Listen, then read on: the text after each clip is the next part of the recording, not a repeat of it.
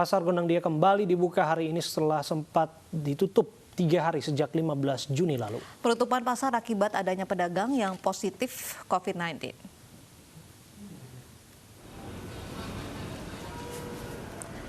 Setelah dibuka kembali, PD Pasar Jaya Gondang Dia perketat penerapan protokol kesehatan COVID-19 pasca ditutup sementara selama 3 hari terakhir. Meski sepi, namun pedagang mengaku tetap membuka kios agar bisa mendapat pemasukan untuk biaya kebutuhan sehari-hari. Sebelumnya penutupan sementara pasar akibat adanya pedagang pasar yang terindikasi positif COVID-19 dari hasil tes swab.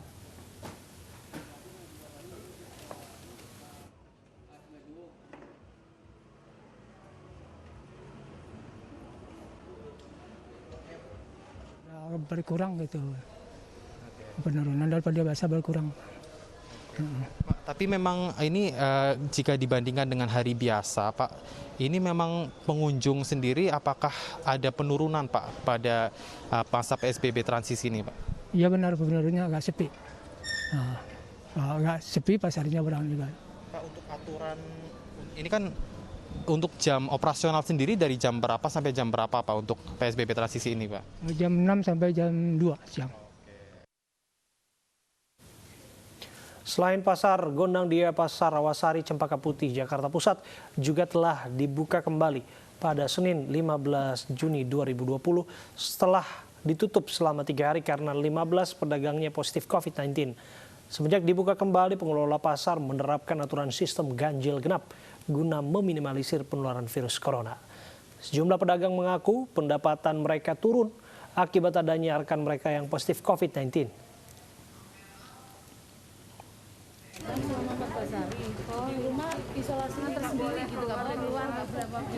Sebelumnya seorang pedagang sayur di Pasar Kerbau Rawasari dijemput paksa petugas gabungan Kecamatan Cempaka Putih, Jakarta Pusat Rabu siang. Pedagang ini dijemput karena hasil uji swabnya dinyatakan positif COVID-19 dan masih tetap nekat untuk berjualan. Hingga saat ini sudah 15 pedagang di Pasar Rawasari yang positif COVID-19.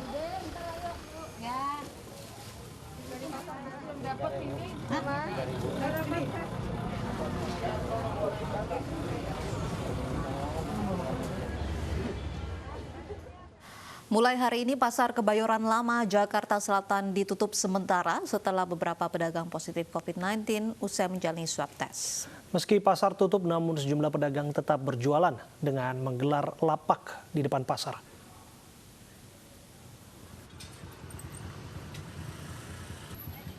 Puluhan pedagang ini tetap berjualan meskipun Pasar Kebayoran Lama ditutup sementara. Pedagang tetap menggelar lapak di depan pasar. Bahkan beberapa pedagang emas mengalihkan dagangan dengan berjualan secara eceran di sekitar lingkungan pasar. Walaupun takut saat berjualan, para pedagang mengaku belum pernah mengikuti rapid test ataupun swab test karena mengaku sehat.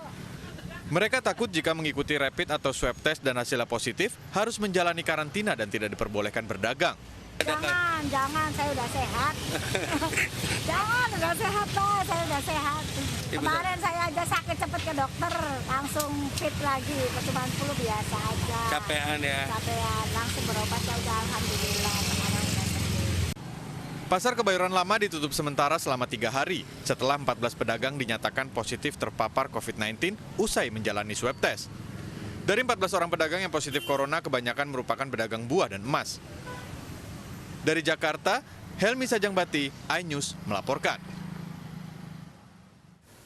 Pembatasan sosial berskala besar transisi di DKI Jakarta akan berakhir hari ini setelah diberlakukan sejak 5 Juni 2020. Gubernur DKI Jakarta Anies Baswedan akan memutuskan apakah PSBB transisi diperpanjang atau benar-benar dihentikan.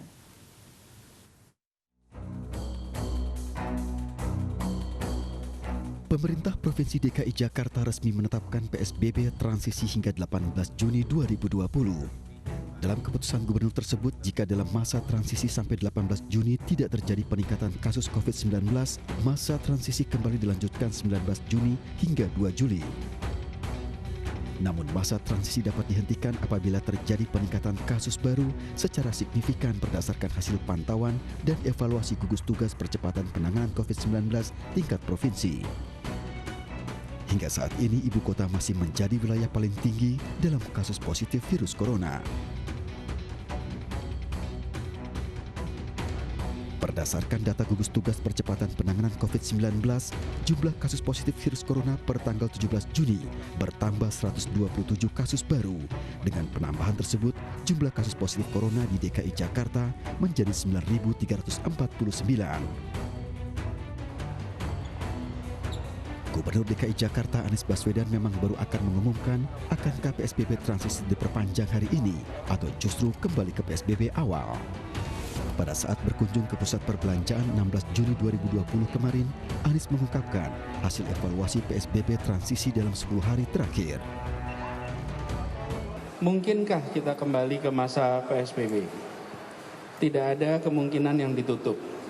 Karena itulah kenapa kita katakan bahwa ini adalah masa transisi, dan masa transisi itu akan bisa memasuki fase sehat, aman, produktif jika indikator-indikator kesehatan masyarakat, indikator epidemiologi menunjukkan bahwa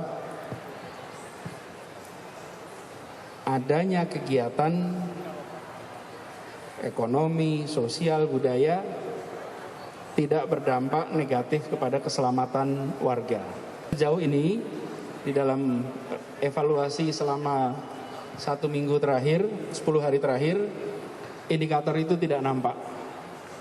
Artinya kita sekarang bisa berkata bahwa selama 1 minggu ini tidak ada tanda-tanda yang menunjukkan kita akan kembali ke PSBB.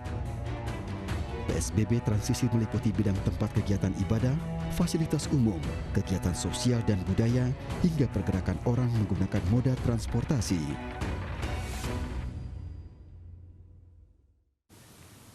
Jawa Timur menjadi provinsi dengan kasus baru positif corona terbanyak. Surabaya, Sidoarjo, dan Gresik adalah 3 kota yang memiliki angka positif COVID-19 tertinggi.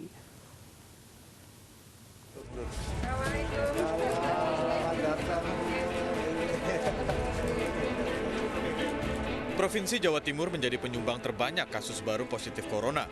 Penambahan kasus baru COVID-19 di Jawa Timur melebihi DKI Jakarta. Di tengah tingginya angka positif virus corona, sejumlah tempat di Jawa Timur masih ramai tanpa memperhatikan protokol kesehatan. Masih banyak antrian orang tanpa jaga jarak. Penambahan kasus positif COVID-19 di Jawa Timur terus meningkat. Pada 15 Juni, 8.053 orang positif. 16 Juni meningkat menjadi 8.290 kasus positif, dan pada 17 Juni kemarin bertambah menjadi 8.529 kasus positif. Sementara itu, kasus positif COVID di Jawa Timur tertinggi berada di Surabaya dengan 4.262 kasus. Diikuti Sidoarjo 1.057 kasus, Gresik 385, Tulung Agung 212, dan Pasuruan 201 kasus positif. Meski jumlah penambahan kasus baru positif COVID-19, namun sejumlah pesantren di Jawa Timur akan mulai beraktivitas dengan protokol kesehatan yang ketat. Di Kabupaten Mojokerto, puluhan santri Pondok Pesantren Gontor berangkat ke pesantren. Sementara itu, 130 santri asal Sidoarjo yang akan berangkat mondok ke Pondok Pesantren Gontor Ponorogo menjalani rapid test.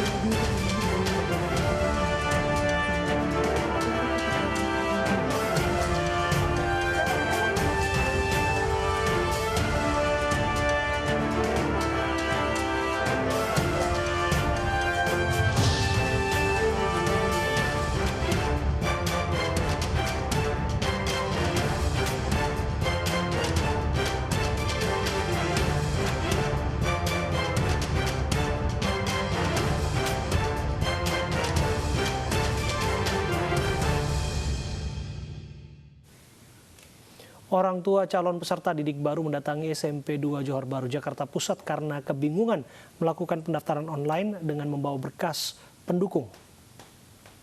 Para orang tua ini ingin memastikan bahwa anak mereka telah terdaftar.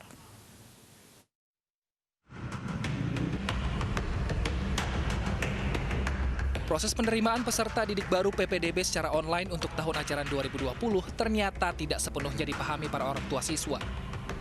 Sejumlah orang tua calon siswa yang kebingungan untuk mendaftar secara online akhirnya memilih mendatangi langsung ke SMP Negeri 2 Johor Bahru, Jakarta Pusat. Dengan membawa berkas pendukung seperti akte kelahiran, kartu keluarga, dan nilai raport, para orang tua memastikan anak mereka yang telah lolos seleksi PPDB dan terdaftar di SMP Negeri 2 Johor Bahru. Sulitnya akses internet dan mengakses situs pendaftaran penerimaan peserta didik baru juga dikeluhkan orang tua siswa. Tanggal lahir sama akte beda aja gitu, sama kelulusan. Tapi sebagai orang tua nih Bu, sekarang kan serba online. Ya. Kesulitan atau bingung gitu nggak sih? Sedikit ada sih. Kadang kurang sinyal kurang bagus juga, jadi kita kayak kurang mengerti gitu. Itu aja kendalanya. Proses pelayanan di SMP 2 Johor Bahru membantu proses lapor diri bagi peserta didik yang dinyatakan lolos atau diterima dengan menerapkan protokol kesehatan. Dari Jakarta, Vena Malinda, Stephen Yulia, iNews melaporkan. Pemirsa, mari kita dukung para pejuang kemanusiaan dengan peduli melawan penyebaran virus corona. Bantuan bisa disalurkan melalui rekening yang tertera di layar televisi Anda.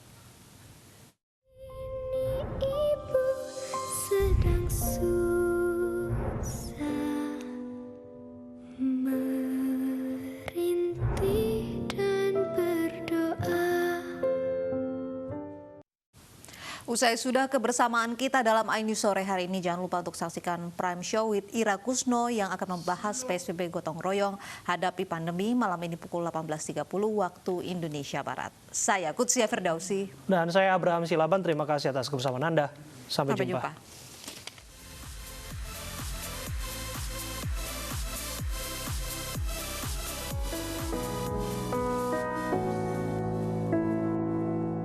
Saatnya kita semua tuh renungi ini dan cobalah pastikan mengerti.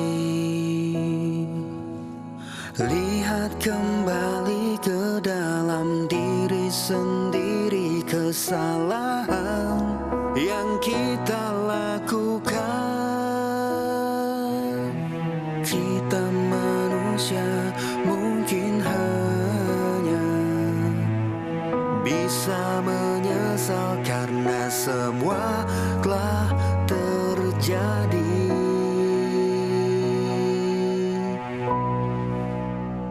Dan cobalah mari kita semua saling menyayangi dan saling berbagi dan bersama untuk hadapi bencana. Kelak sambut pagi dan cerah mentari.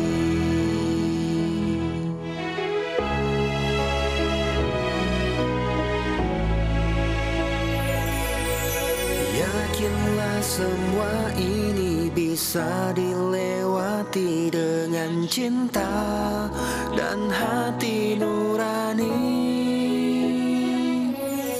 Kita manusia mungkin hanya bisa menyesal karena semua telah terjadi. Dan cobalah mari kita semua saling menyayangi dan saling berbagi dan bersama untuk hadapi bencana. Kelak sambut pagi dan cerah mentari. Dan cobalah mari kita semua saling menyayangi dan saling berbagi dan bersama untuk hadapi bencana. Kelak sambut pagi dan cerah mentari.